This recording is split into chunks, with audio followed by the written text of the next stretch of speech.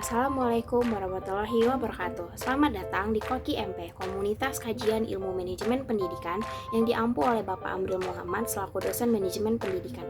Perkenalkan, saya Risa Merida Bursilaban dari Prodi Manajemen Pendidikan 2020B Fakultas Ilmu Pendidikan Universitas Negeri Jakarta. Pada video kali ini, saya akan menjelaskan mengenai pengembangan produk. Semoga video ini dapat membantu dan selamat menyaksikan. Pengertian, strategi dan proses yang dilakukan oleh perusahaan dalam mengembangkan produk, memperbaiki produk lama atau memperbanyak kegunaan produk ke segmen pasar yang ada dengan asumsi pelanggan menginginkan unsur-unsur baru mengenai produk. Proses perubahan yang dilakukan terhadap produk yang sudah ada, sekaligus proses pencairan inovasi untuk menambah nilai terhadap barang lama dengan mengkonversikan ke dalam produk tersebut. Dengan adanya pengembangan produk, berarti perusahaan sudah memahami tentang kebutuhan dan keinginan pasar. Menurut Kotler dan Keller, tujuan pengembangan produk diantaranya yang pertama untuk memenuhi kebutuhan baru dan memperkuat reputasi perusahaan sebagai investor. Yang kedua, untuk mempertahankan daya saing terhadap produk yang sudah ada. Dan yang terakhir, memberikan nilai maksimal bagi konsumen, memenangkan persaingan perusahaan dengan memilih produk yang inovatif. Strategi pengembangan produk ada 3. Yang pertama, strategi peningkatan kualitas.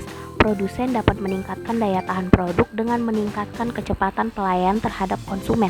Yang kedua, strategi peningkatan keistimewaan. Ada 4 indikator yang meningkatkan keistimewaan. Yang pertama, produk, seperti keanekaragaman, kenyamanan, dan pemakaian suatu produk, dan terakhir aksesoris tambahan. Yang ketiga, strategi peningkatan gaya produk.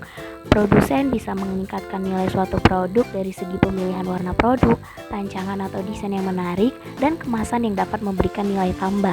Kemudian di sini terdapat faktor penghambat pengembangan produk. Yang pertama, kekurangan gagasan mengenai produk baru yang penting di bidang tertentu.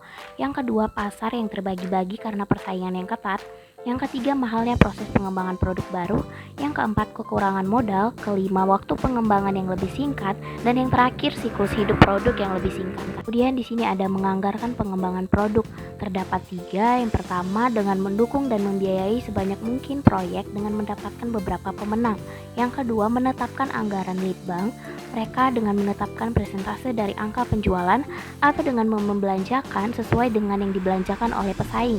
Dan yang terakhir, dengan memutuskan berapa banyak produk baru sukses yang mereka inginkan dan bekerja secara mundur untuk memperkirakan investasi lead bank yang diperlukan.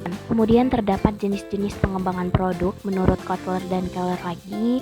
Yang pertama, memperbaiki yang sudah ada. Perusahaan menggunakan teknologi dan fasilitas yang ada untuk membuat variasi dan memperbaiki produk yang ada. Kedua, memperluas lini produk, yaitu menambah item pada lini produk yang sudah ada atau produk baru. Yang ketiga, menambah produk yang ada, menambah atau memberikan variasi pada produk yang telah ada dan juga memperluas segmen pasar dengan melayani berbagai macam konsumen. Yang keempat, meniru strategi pesaing. Perusahaan meniru kebijakan pesaing yang dianggap menguntungkan. Dan yang terakhir, menambah lini produk.